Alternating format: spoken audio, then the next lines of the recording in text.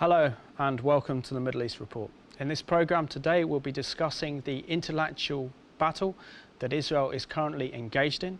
We'll be looking at how British schools and universities have been involved in academic boycotts against Israel. In many cases this has led to an increase in attacks on Jewish and Israeli students.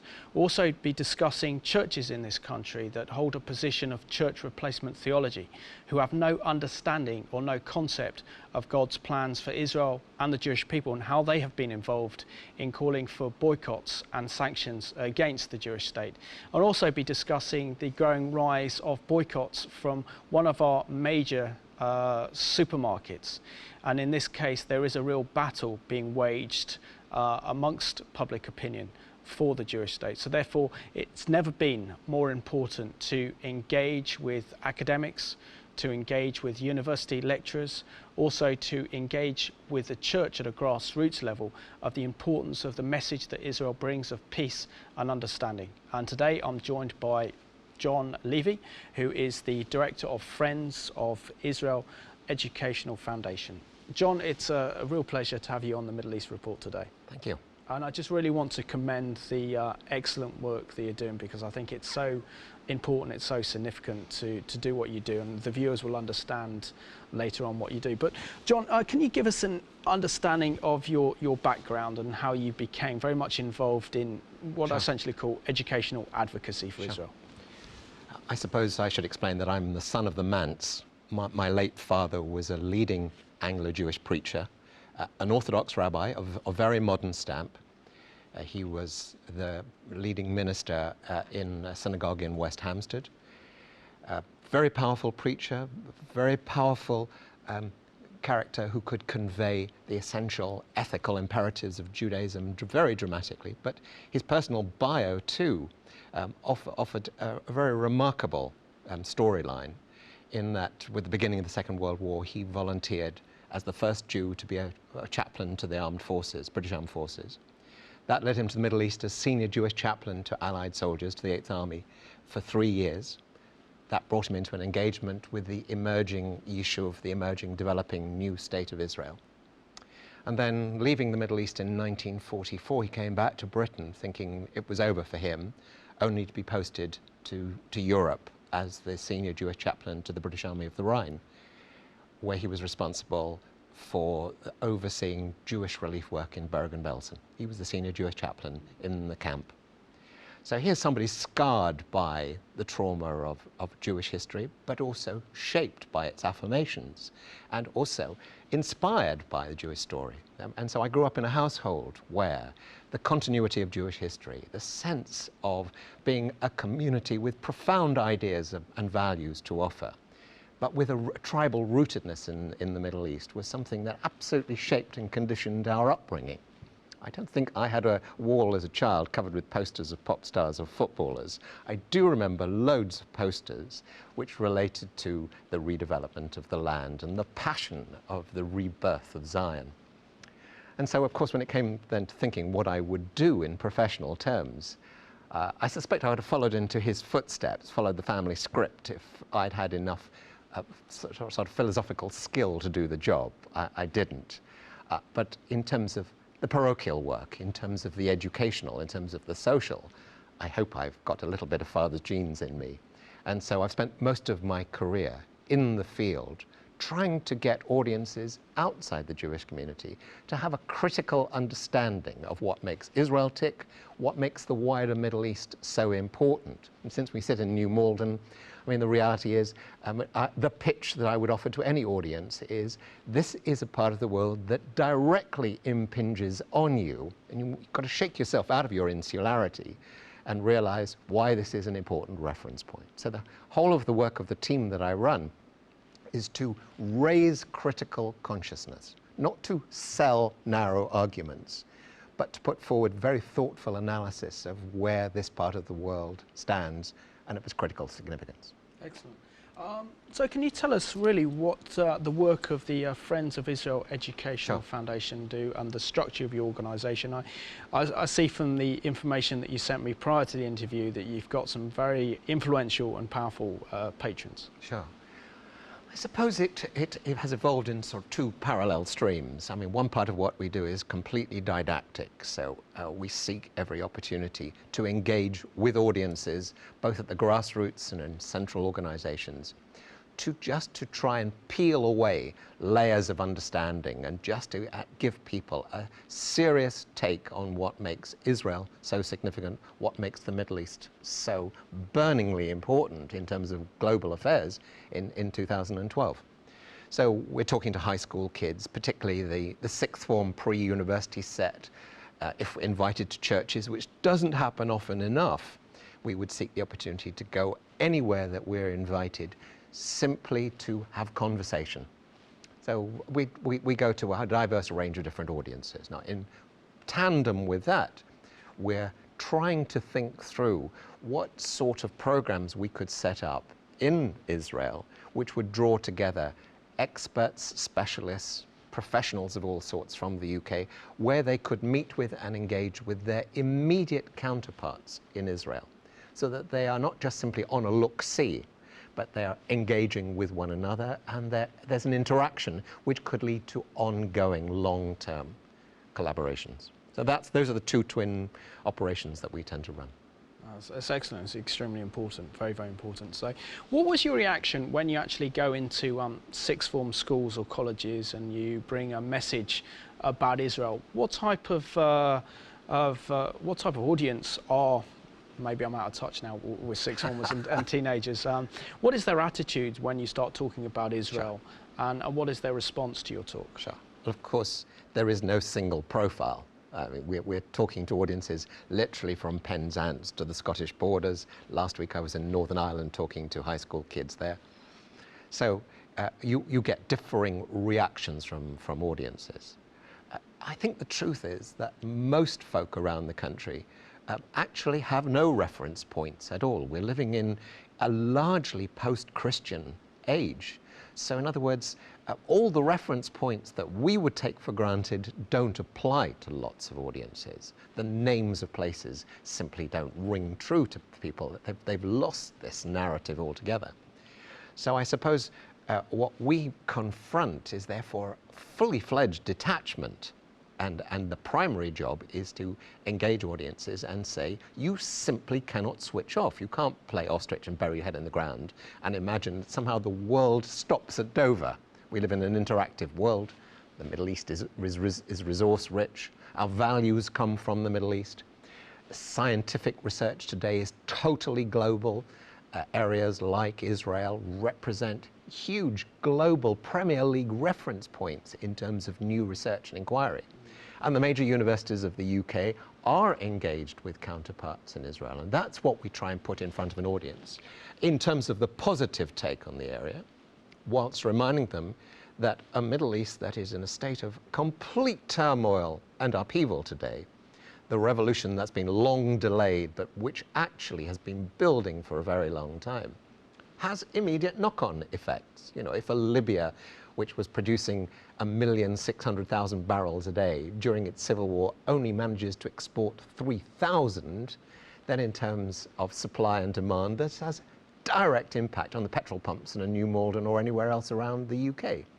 So we would say to an audience, this really matters to you. Your very life force is impacted upon by this part of the world. Therefore, please take note. Now, in terms of the reaction of audiences, it varies along a huge spectrum, from those who are ingenuous and almost frightened to ask the basic elemental questions. So we have to tease them and give them confidence to open up, to those who are much more politically savvy. And the trenchancy and the stridency of the questioning will vary on the news of the day. So, say when the Turkish ship was interceded on its way to Gaza and there were deaths on board, that was really a hot piece of news.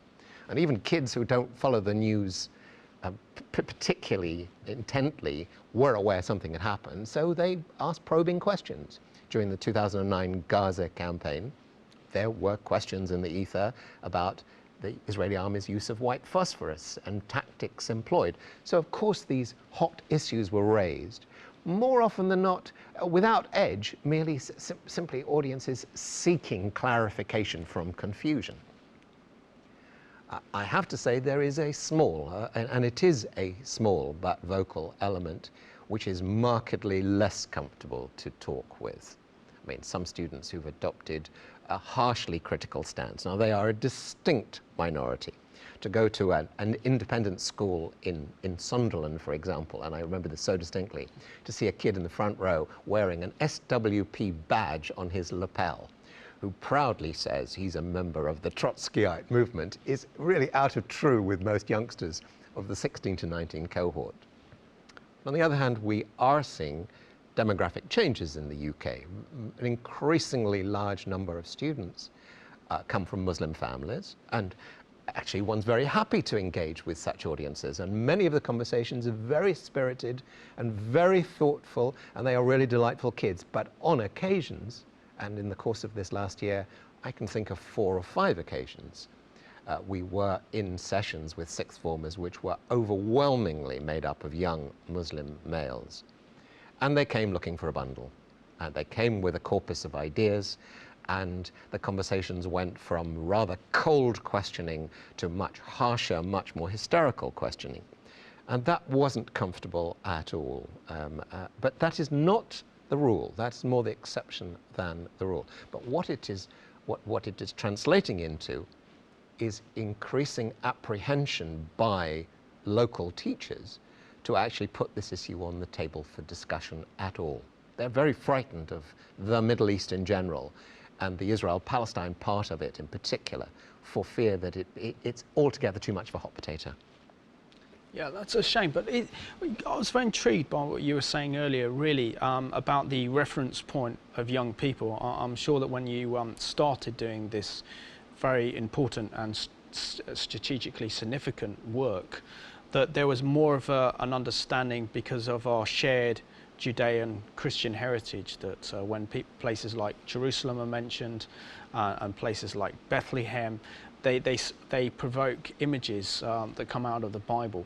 So how far, in your view, has the nation gone away from its Judean Christian heritage at such an extent now that children don't have a reference point? They don't know places like Jerusalem, they don't understand places like Bethlehem or the Galilee, because our society has abandoned its, in my opinion, its anchorage.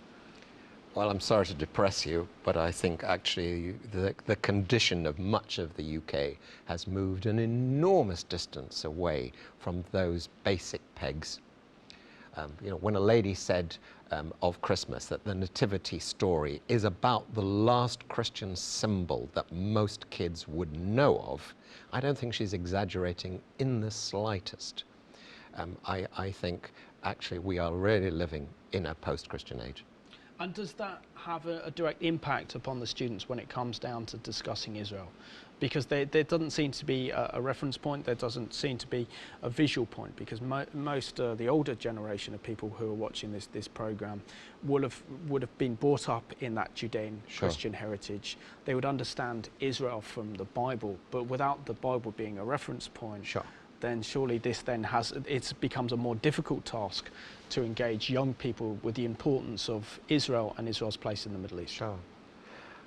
May I anecdotally think back to my visit to Northern Ireland of 10 days ago. I remember being in Fermanagh in a school where the teacher who looked after me was herself a young lady, active in an Elim Pentecostal church, and ardently engaged by all of these issues.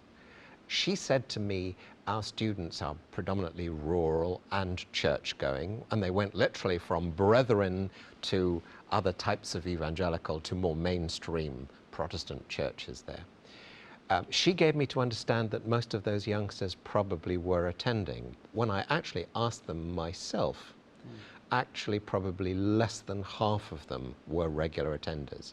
Now, that was Northern Ireland, which is a much more affirmatively Christian, with a capital C, part of this community. I think if you went to the English mainland, the picture would be far more depressing. The distancing away from Christian and from religious reference points is remarkable and very serious indeed. It translates into the empty pews, it translates into the age distribution of so many congregations around the country. It's not to be said that within other faith traditions they are just as worried about the loss of their young. I do a lot of work with the Hindu community, I know a lot of people in the Muslim community, and precisely the same sense of a loss of tradition and of a loss of engagement with the traditional narrative prevails in all of these communities. But what it means, therefore, is when we go in to talk to an audience, we have to start with the assumption that it is a blank page, that they are not by definition on side in any way, shape or form. And that's the predominant situation today. Okay, we've got a clip to go to now that looks at the challenges that Israel face in confronting delegitimization of Israel and the problem at university campuses throughout the Western world.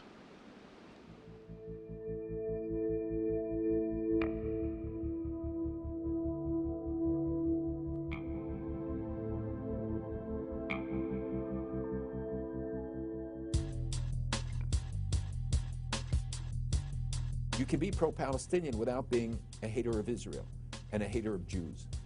Not all criticism of Israel is anti-Semitic. Some of it is perfectly legitimate, and some of it can, and is deserving of serious discussion. But when Israel is presented as the world's greatest violator of human rights by people who whitewash atrocities being committed all around the world, then you know you got a problem.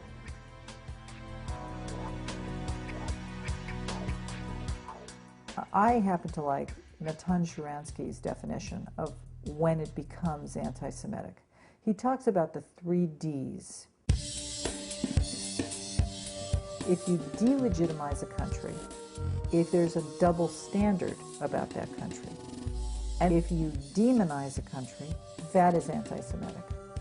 It's delegitimization of Israel, someone who claims that Israel doesn't exist, and for someone who claims that the entire country should be Palestine. Israel really doesn't meet the requirements of a legitimate state. Hey, hey! Thank you! Oh, oh. Thank you! Hey, Israel never go! Hey, hey! Oh, oh. From the river to the sea, Palestine will be free! Students for Justice in Palestine and Muslim Student Association are totally advocating the destruction of Israel and Israel no longer being a Jewish state on this campus. Those who often propound the pro-Palestinian view are not talking about a 2-state solution. They're talking about a 1-state solution. 2-state solution is off the table. No, 1 state. And check this out. 1 state, majority rules. 1 state, majority rules. Us, the Muslims.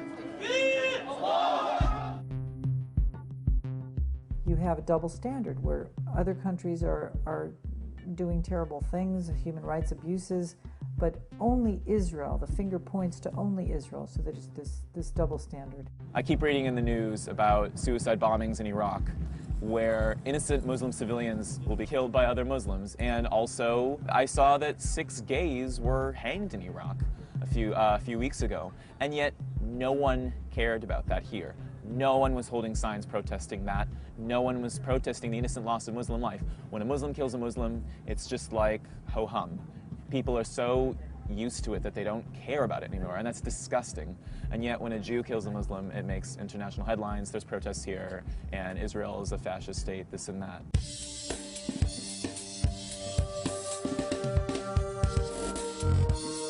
And demonization. When Israel is accused of behaving like a demon, shooting children in the backs, that is anti-Semitic. They stage die-ins and they act as if they are Gazans who are being attacked by Israel. And this is in the middle of campus, so the average person walking by obviously sees it.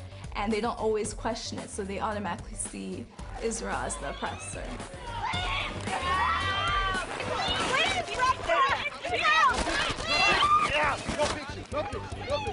You want to be shot?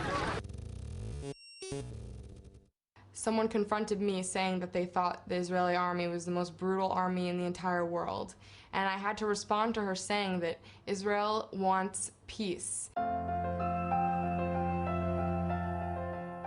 want peace! We want peace! And the IDF has shown that it's a very humane army. In fact, during the war in Gaza, they would drop leaflets over people's homes warning them that this is where terrorists are hiding, that they need to evacuate to save their own lives. I'm not aware of any other army in the world that does this, that calls people's homes, leaving a message saying that they need to leave to protect their enemy. Mr. President, I'm the former commander of British forces in Afghanistan, and I say this again, the IDF did more to safeguard the rights of civilians in a combat zone than any other army in the history of warfare. Meanwhile, Hamas will be lobbing rockets into Sderot and other towns in southern Israel, not giving any warning, and in fact their goal is to kill innocent civilians, women, men, and children.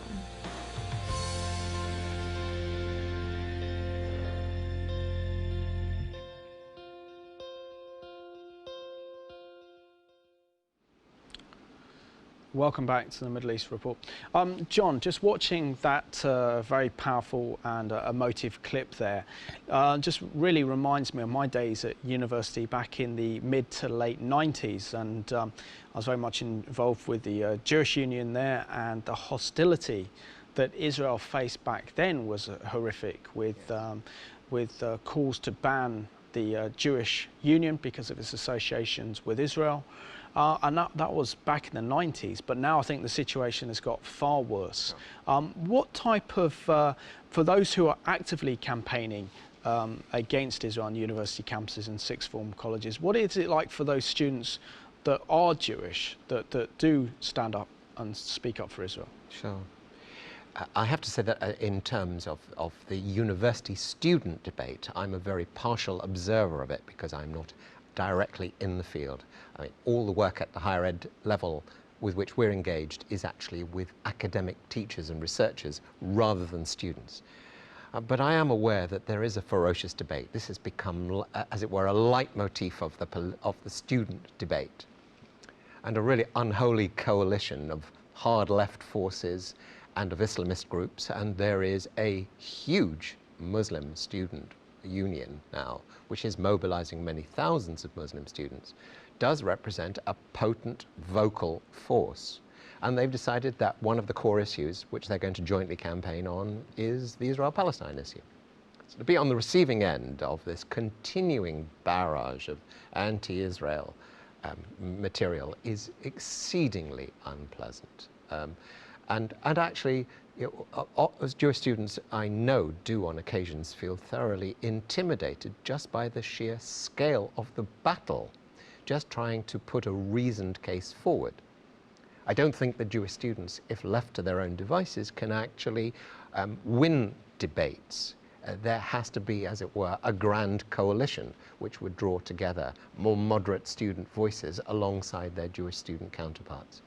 And that's why it's been terribly encouraging that some Christian Union members, some Hindu students, even some moderate Muslims have stepped forward and participated in a debate in order to register a counter to the completely uncritical pro-Palestinian position put forward. Please don't misunderstand me. I wouldn't go into the field and slag off Palestinians or the Arab world.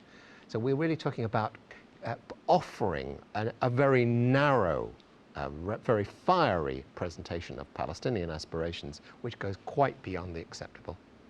And how does Israel confront this growing coalition of Islamic extremists, matched with those of the far left in their portrayal of Israel as an apartheid state, as an occupying power, and they claim that Israel is occupying Palestinian lands, and their attempt to influence academia, university and churches in order to poison their perception of Israel and the Jewish people? Sure. I suppose in decades gone by, one would have simply shrugged one's shoulders and simply hunched oneself into a ball and just simply hoped that the storm would pass. I don't think we're in that sort of age now at all. I think post-Shoah, I think the feeling now is, we have to learn the lessons of history. Forget history, you repeat history. You have to actually organize and express a point of view as potently as you possibly can. To literally, intellectually take apart the argument, wherever the argument is couched. Offer a counter set of messages, but organize in order to ensure that this message registers. You know, the Communist Party always used to say, once the message has been formulated, 90% of the job is organization. And it seems to me that in terms of orchestrating a response to this barrage of anti-Israel bile, it is absolutely vital to actually get coalitions into the field working. Hence, in the Methodist world 2-3 years back, an international party, a working party on international affairs, was put together to look at the issue of justice for the Palestinians. It was an entirely self-serving commission of inquiry. Every participant in it, almost without exception, adopted an anti-Israel, pro-Palestinian position. I wouldn't decry their pro-Palestinian support, but the fact that they all took a completely unqualified, hypercritical stance towards Israel was intolerable. It's hardly surprising that their report presented to conference, which went through on the nod, initially was passed without comment. And only subsequently have we seen a real fight back by Methodists who say we're being drawn into a stance which does not reflect the more thoughtful ideas of many within the movement. I think the same is true in other churches, the same is true at a university level. By organization, by getting in there and trying to draw together various disparate elements, we can begin to row back. I mean, it's not going to be an easy business, and we will lose battles, but hopefully we can start to win the war. I mean, that's the more important target. Can you explain to our viewers, particularly the makeup of this coalition that is so antagonistic towards Israel and the Jewish people? I mean, we're seeing this emergence of this Islamist, hard left agenda and coalition, when really the two groups' value systems couldn't be more apart. Of course. They're ideologically opposed to each other. They have nothing in common. But the only thing that seems to unite them is their hatred for Israel and the Jewish people. How are they able to form that coalition? You're absolutely right. It is a bizarre alliance. But we've seen this alliance writ larger in the whole Stop the War coalition. I mean, the prime movers in the campaign to condemn intervention in Iraq in 2003 were characters who came out of the SWP, the Trotskyites, and the bulk of those directing the campaign come directly from the hard left, supported by voices that are firmly in the hardline Islamist camp. And you're absolutely right. It is an absolute paradox that characters who on loads of other issues think totally differently, just their attitudes towards women's liberation would be an example of a real divergence of outlook. They can nevertheless join forces in terms of their common hatred, and their common hatred is clearly expressed towards America, towards characters like Blair, who were prepared to go along with the intervention in Iraq and Afghanistan prior to that, and in taking a stance towards Israel that's unremittingly hostile. And clearly, despite all these inherent differences, this is a live coalition. I mean, George Galloway's success in Bradford is a further example of how one can see voices who take hard left stances finding common ground with Islamists. It is bizarre. And dangerous as well. Extraordinarily so, yes. Also, when it comes down to the issue of academic boycotts against Israel, and we're seeing this increasingly happen here in Britain, where the teachers and the lecturers union want to boycott academic Israeli institutions, they want to boycott Israeli lecturers. Surely by doing this, they're actually undermining the whole premise of academic expression and academic thought, and undermining the whole academic process, as it were. Could I offer a more nuanced perspective on the field? It is true that there is an organized campaign that seeks to establish a sort of an academic boycott of Israel, and it's replicated on lots of other fronts, on the commercial front, which perhaps you'll come to later, certainly on the artistic front, and so on. In reality, the actual successes of this campaign are relatively limited in academic terms. There is absolutely no vice-chancellor, no university that has actually adopted formal policy not to engage with Israel. And as somebody who participates in the process of opening up all sorts of new linkages between the UK and Israel, I can report back to you that barely a door is slammed in our face. We're approaching all sorts of folk who've not yet had contact with Israel, seeking opportunities for new collaboration. And the reality is actually we are welcomed in the majority of cases. Very rarely have we come up against people who say we simply are so hypercritical of Israel that we will not deal with it. So we're dealing with pinpricks. What we're dealing with at an organized level is a trade union voice which has adopted policy towards Israel that is completely and utterly, virulently hostile. So the UCU, which is the academics' primary union, which has an executive of over 60, more than half of whom are Trotskyites, has adopted a policy towards Israel that's very hostile. And the General Secretary, Sally Hunt, generally speaks pretty critically of Israeli affairs. But does that impact on actual individual academics or centers of excellence? Barely at all. And in fact, we are seeing an enlargement of the academic interchange rather than a diminution of it. So I think this boycott campaign has not been successful, but on the other hand, we can't be complacent either. Well, that's very encouraging, John. Yeah. I'm very encouraged to hear that. We've got a clip to go to now that's called Inside Israel. When people think about Israel, they think about war, or religion, or even falafel. But when I think about Israel, I think of the triumph of the human spirit. Israelis, surrounded by enemies, have turned a desert with hardly any natural resources into a flourishing, productive, and caring society. This country has been a laboratory for solving both national and international problems since its inception. Why not forget the gas altogether? This electric car may be the answer to high gas prices. We're creating cures for cancer, and we're trying to feed the world. We're trying to solve dependence on oil. It really goes to the heart of what being an Israeli is about.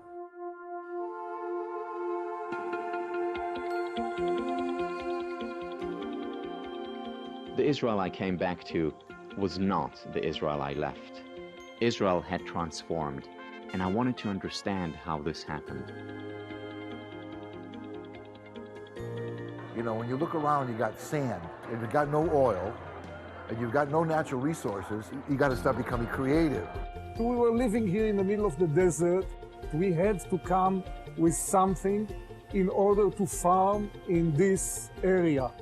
This is not just a hole in a pipe. And it forces you to think outside of the box. The idea is to have a device which will enable paralyzed people to walk, climb stairs. And never I think about I walk. Only the dream I walk. Oh, it's the greatest thing. Cruising down the hallway, it's awesome. Israel feels like a big, united family. It's a good feeling. Everyone takes care of each other in a certain way. It's for the good and for the bad. I get more parenting advice in one day here than I did in all my years in the United States combined. We want to make the world a better place, whether it's by curing diseases, whether it's by making high-tech gadgets. That's part of our mission. This country has become a country with all its imperfections that sees as part of its purpose looking out for other people. I think it's in our genes. When I think about Israel, I think about a country beyond the conflict, cliches, and controversy, and that's where I want it to be.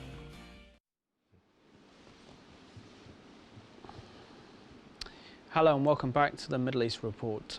Sadly, that view, which is the real view of Israel, is not really shown by the mainstream media. The majority of public opinion in this country really don't understand the advancement that Israel's making in terms of technological breakthroughs that are making such a difference in people's lives throughout the world. And I'm really pleased that Israel is really making a difference for the world community in many regards. John, I think the next discussion we really want to come on talk to is your role within the church and your work with churches. What have you, when you've engaged with church leaders, you've engaged with churches, what is their attitude concerning Israel? I mean, I think with the passage of time since the Second World War, one sees an increasing detachment and disenchantment and an increasing degree of criticism voiced at every level of the church, both at the clerical and at the lay level.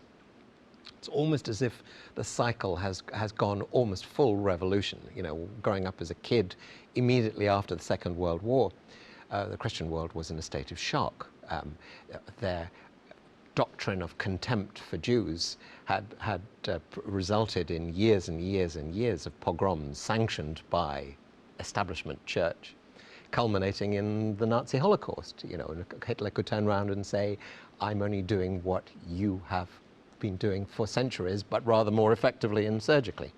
So I think in the immediate post-World War II period, churchmen were in a state of palpable trauma and shock, which led to a complete change in attitudes towards Jews, towards a realization of the person of Jesus as a fully practicing Jew in his day, the realization that the covenant with Judaism hadn't gone and is a live business still.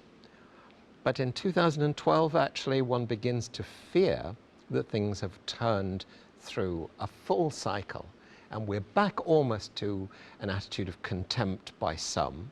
Certainly replacement ideas, supersessionary ideas, are given much more currency now than has been the case for a very long time past. And this has only been reinforced by a rather perverse Christian attitude towards the place of Christians within the Middle East. You know, within the, I mean, my perspective on it is that within an Arab world of close on 350 millions, just 14 million or so would affirmatively describe themselves as Christians of the full range of churches in area. To survive within this broad Muslim family, Christians have in the past adopted one of two stances. Either they've gone for cover and simply not put their heads above the parapet, or alternatively they've identified themselves with the Arab cause, the cause of Palestine, Syria, wherever it is, with unbelievable pugnacity. And I think that they filtered an argument through that Palestinian, certainly from the Palestinian Christian side, Naima Teeks and other folk like that, have filtered a line out which suggests that Palestinian Christians are the victims of this situation, and that Zionism, occupation and everything else is the root cause, not just of instability within the Holy Land, but within the whole Middle Eastern region.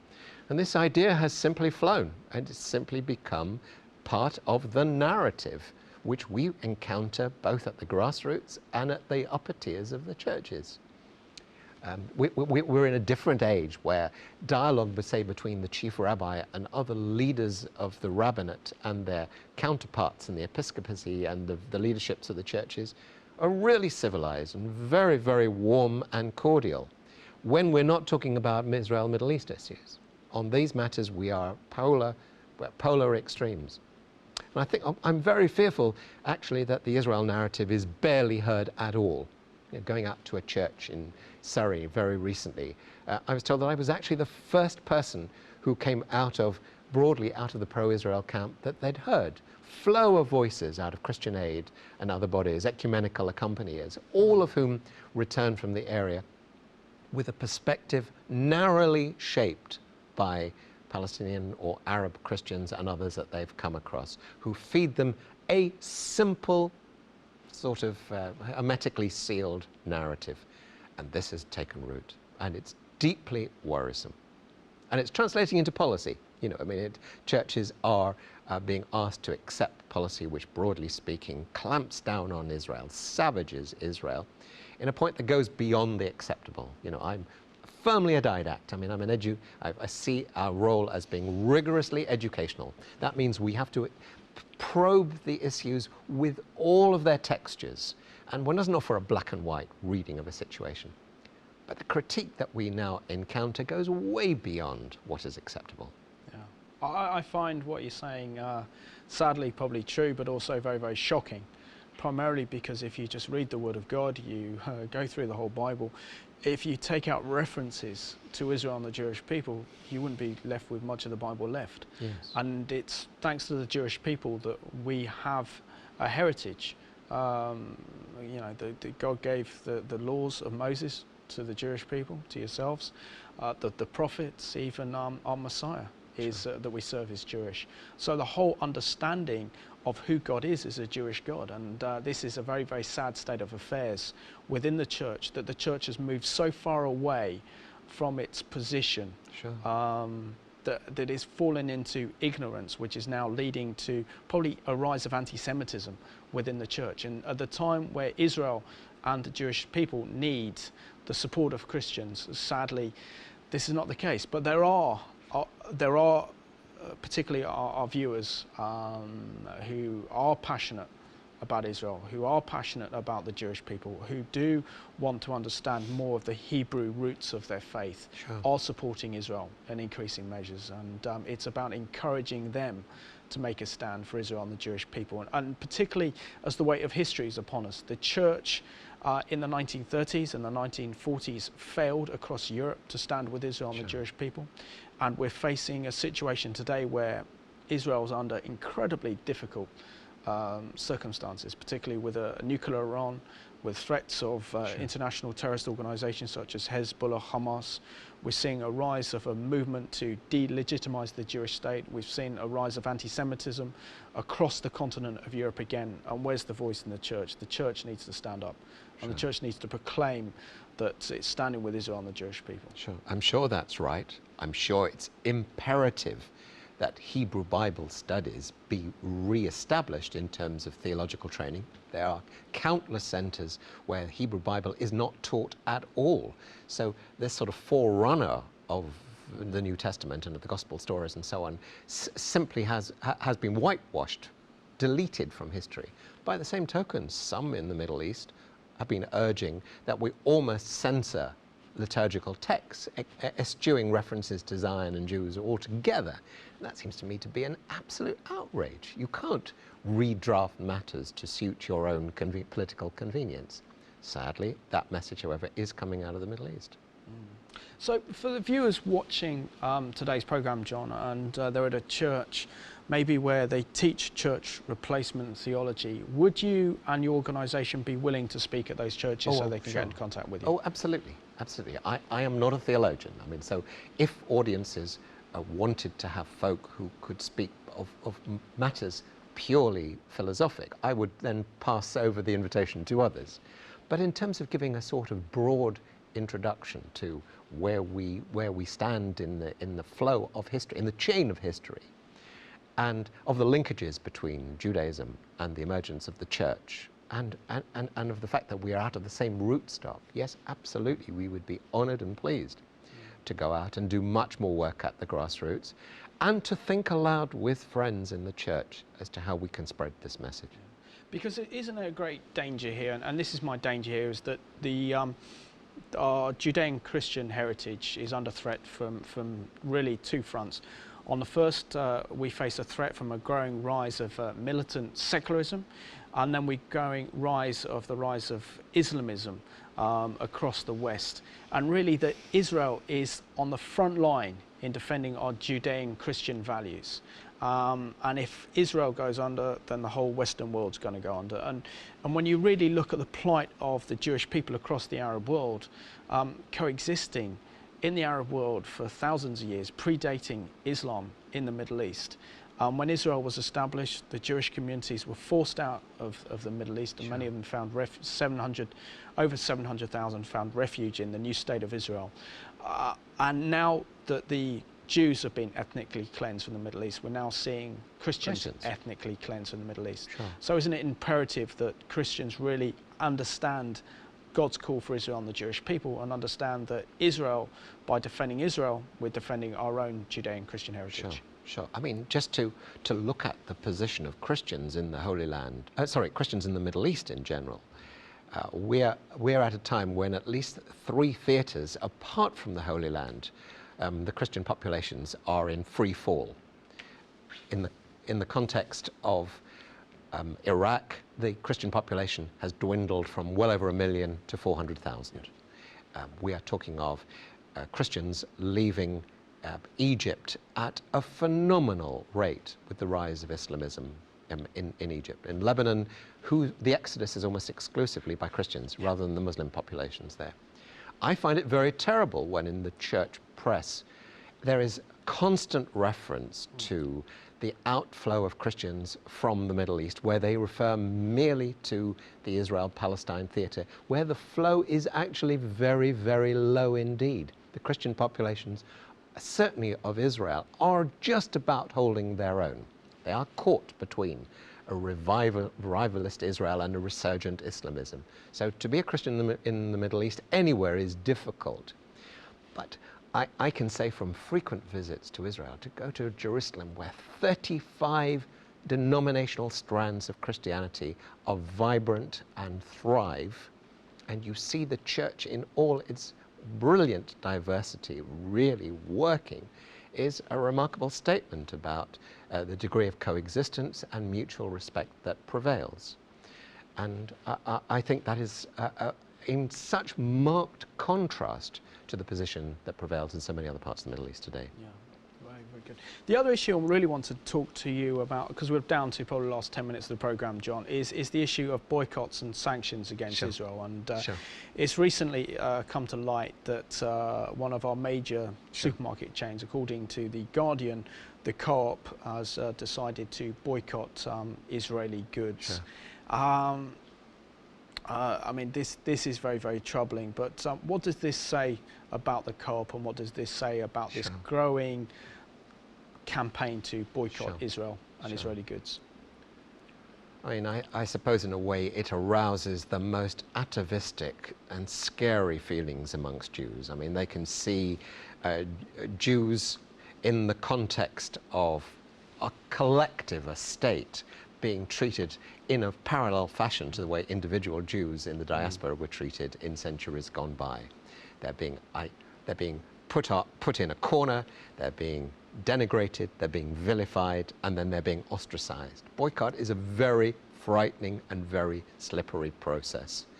And as such, therefore, I think, in terms of drawing red lines, one really does have to draw a red line under the Co-op business and say, to the management of local branches, to regional management of Co-op, and to anybody within the movement, what the heck are you doing? I mean, of course, it's up to individual purchasers to buy goods from wherever they so choose, and if they choose not to buy goods from Israel, that's their personal choice.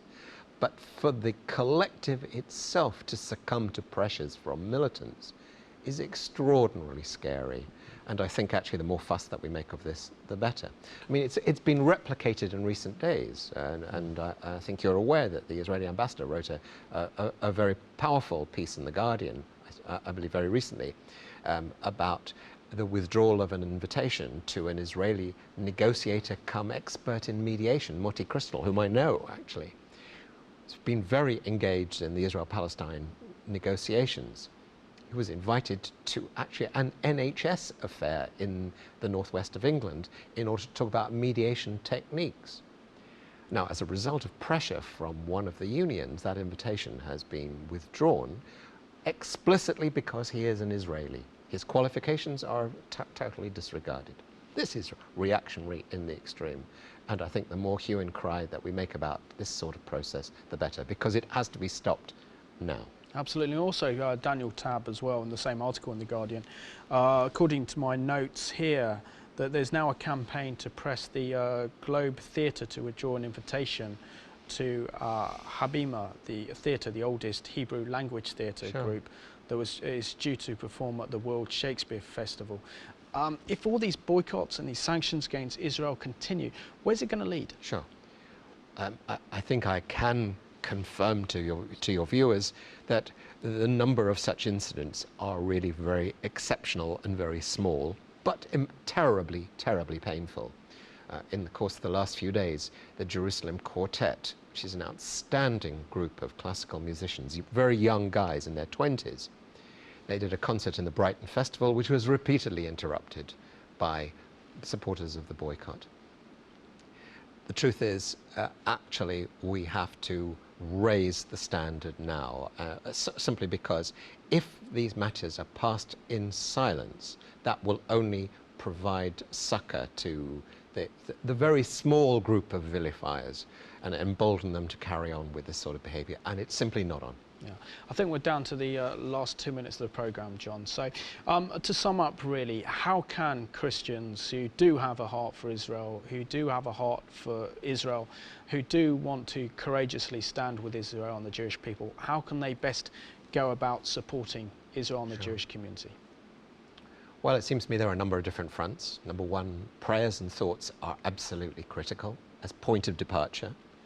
Two, in terms of the wider church, it would be fantastic if supportive Christian voices pushed out that message beyond their immediate chapels and home churches and wherever it is that they pray, so that others realize that there is another reading of the situation. When it comes to issues like the concrete material co-op boycott, actually here's an opportunity for Christian supporters to make their presence felt by going into their local stores, asking for Israeli goods, or sending messages to managers saying we absolutely do not support this sort of boycott in any way. And clearly local MPs need to register this message that there is a voice that feels that Israel is being savagely traduced and that Israel actually warrants thoughtful engagement, not uncritical, but thoughtful engagement, because it is an outstanding polity. John, I just want to thank you for being my guest on today's Middle East Report. Very many and thanks. Thank you. It's been a real pleasure and been very, very informative and very interesting. And I just want to thank you all for watching today's Middle East Report. You can see the level of hatred that's directed against Israel and the Jewish people in terms of boycotts and sanctions against Israel. And it's time that the Christian community showed the Jewish community how much we love them, how much we are standing with Israel, how much we are supporting Israel by being active on Israel's behalf. Not only praying for Israel, but also standing with Israel in these dark, dark days. They need to know that we have a friend. So we just thank you for watching today's Middle East Report.